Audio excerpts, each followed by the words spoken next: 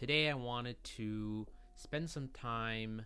Well, first of all, this is my first video, and I wanted to explain why I wanted to start creating videos and the goal of today. So, I want to start creating some videos for two big reasons. One is I help build Kapwing, which is an online video editor, and I just want to make sure that every day I'm basically a customer and I build videos myself. And two is I'm a big fan of building in public. So FailFlow here is a site where I create some side projects and I really don't give it a lot of time. So I think building in public is going to force me to execute in that regard. So today I wanted to just share what FailFlow looks like today and what I want to do in the near term, and also just share my workflow for what I'm building. So this is FailFlow, failflow.com, in case you want to check it out. And it's not totally cohesive, but it's just kind of a mash of different projects I've built in the past. So one of the biggest projects I've built, or I should say the one that has garnered the most attention, is this site called You Will Die in X Days. It's very stark and morbid, I get it, but let me just share what that looks like. So it's a simple site where it asks you for your birthday, and I actually used my birthday as a default in case you don't want to use your own. And when you click it, you get a visualization of your life. So you'll notice it says here that you have 3,231 weeks to live. And yes, that's tough to hear. And obviously, this is just an estimate. So this is using the assumption that the assumption that you'll live till basically 91. And every row here is 52 cells. And in red is basically the life that has gone by. And in green is what you have left. So this is based on a couple pieces. If you're familiar with let's see, I actually have it down here. Sorry if I'm skipping around, but if you're familiar with Tim Urban's Wait But Why, but he has a great post about thinking about your life in weeks, which inspired this. So it's just a week is something that you can really feel. Like what a week feels like, and realizing that you have 4,000 of those in your lifetime, it just makes you realize, wow, like 1 week is pretty important. So I like that, and I had my own. I created my personal one on my own personal site, and people liked it. So I decided, well, let's let other people feel that too. So I decided to make this site, and it does a couple things. One is just it's the visualization itself, but there are these milestone cells that you can click, and you'll see, for example, like Michael Phelps when he was 15, in this week of his life, this was the accomplishment he did. I feel a little bad of adding these milestones because it makes you feel even worse. But that's kind of what I wanted to do. Here's JFK, the youngest elected at 43.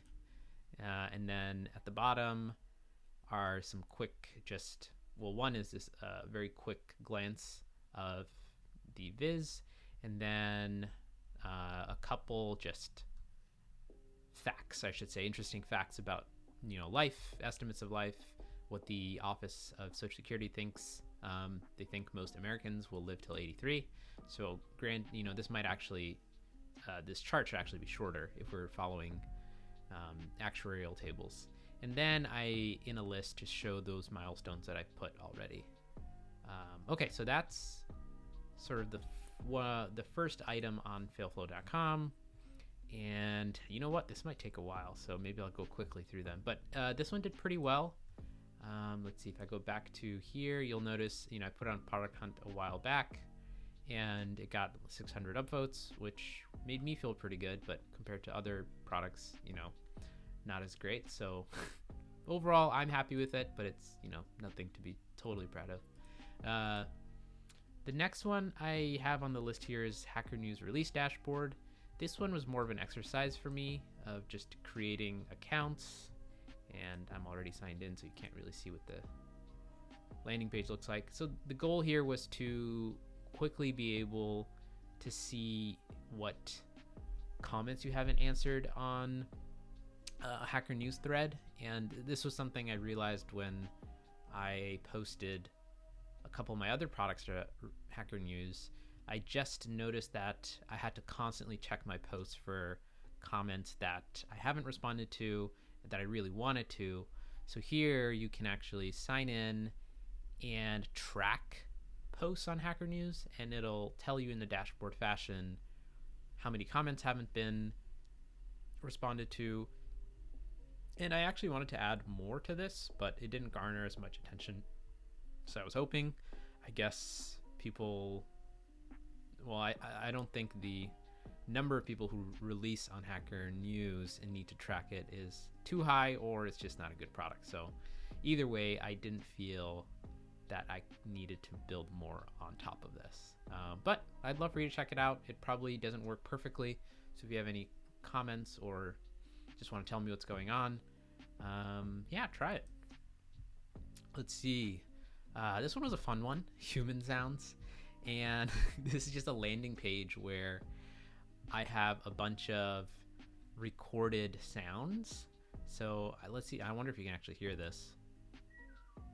But if you couldn't hear that, that was like a little whistle sound, and there are all these other sort of sounds. And the idea was that you could humanize your user experience with sounds that your users can relate to. So what that meant was sounds created by humans. It's a little tongue-in-cheek, but what I ended up doing was just recording myself making these sounds. So either whistling, kind of slapping my face, popping noises with mouths. And it was fun to do, and it was tongue-in-cheek. But at the same time, I actually, added a paywall to download the library itself. And I don't know how many people read it, but at the bottom, I just let people know that I would donate all these proceeds, actually match them. So I would donate theirs and match it myself. And I never quite reached this 1,000. So I actually ended up I think I made $30 on this. So I lost $30. Well, I should say I donated $30 in addition to the 30 that people paid.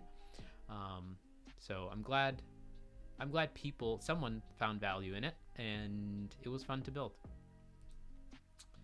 And okay, so I'm actually going to cut it off there. I might explain the rest in another video, and I realize I haven't really started even talking about my dev environment, so I'll do that quickly. So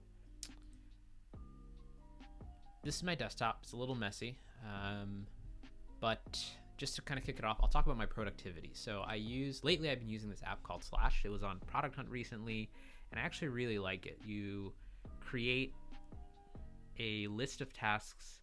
I have a bunch of lists, but then you can kind of pull them into this week and then pull them into what you want to work on today. So you can see I have this ad scheduling setup option UI that I've already spent 52 minutes on. So if I click start slashing, it kind of pegs somewhere on your screen, and you can basically use this. It's like omnipresent, and after a certain amount of time, it'll kind of bounce to let you know. But I'll pause there for a second because I'm not actually working on it. But it's nice to just, when you're done, move forward. It feels like a simple to-do app, but it actually kind of works for me, which I really like. It has some stats that I've just been enjoying. And it is paid, but right now I don't pay for it because I have like 90 plus tasks. So I'll probably continue using it. I've been using kind of Trello and Notion in conjunction, but I think I'm just going to try using this for a while. So I usually start off by just pulling up a terminal, and to kind of set up my dev environment, I have a repos file and I have a FailFlow directory. And the way my stack is built is based on an article that Dave Sedia wrote around how to deploy a React app to Heroku. So what happens is I have a node server running, so I'll kick that off. There's a dev command that kicks it off. So that runs the node server, which also hosts the application. But for dev, as I'm developing, I also just run the React server. So I go back into FailFlow, and I go into the client, and then I start the client, yarn start. And my dev server runs on 5,000. So the node server runs on 5,000. which you'll see here. Well, actually, this is the dev server running open. But since the dev server is running, I can just go to localhost 5000. And this is the most recently built version. But then on localhost 3000, when React server is ready, it looks like, oh, there it is. So yeah, that's what's interesting, is that there is, the node server actually hosts the app, but you can, for sake of development, I'll just run the client. So obviously the node server hosts both the app, but also hosts all the endpoints and basically anything you'd want to do on the server, anything sensitive or the endpoints. And yeah, that's basically how I get started. And then I'll usually just create a new tab in terminal and then go to repos, FailFlow, and then I use this code command to just kick off VS Code. And when I open VS Code, it usually just has a bunch of my old stuff already open. But right now I'm working on this project called Expert, which I'll share. But in my VS Code, you'll notice, I'll just kind of talk about this for a bit. I use this font called, what is it called actually? Operator Mono, I think. And my good friend Eric Liu, who's also founder of Kapwing, gifted me this font, which was really nice. I like it. I know Dan Abramov uses it, which is kind of why I like it, because I listen to Dan a lot. And one thing I really like is just it's clean. I like that the italics are actually italic. It can get a little confusing when you look at S's, but I've gotten used to it and I really like it. So that's kind of my environment, and I'll share with you what I'm working on right now, and I'll leave it there. So I'm working on a project. I've actually deployed a version of it to production, so don't hold me to how it works. But the goal of this project is called Expert right now, but I'm probably going to rethink how I'm positioning it. Is I wanted creators and people who don't have what I'll call a traditional source of income, so they don't work for a company. I wanted to create a way to basically create another source of income. So a lot of people have new expertise in this world and non-traditional expertise, and this matters to me a lot because I kind of grew up being a gamer, and now the gaming world has kind of exploded and people are sort of monetizing their experience. And for example, like there are a lot of people who want to coach gaming, but they can't really monetize that. So my goal here was to how to monetize your time. So what it lets you do is basically, what this means is you can create a page where you list your expertise, you list a schedule that people can book, and then accept payments. And so this is sort of the landing page as it is now, and I'm not sure how far a lot of these accounts have gone. So let's see what happens.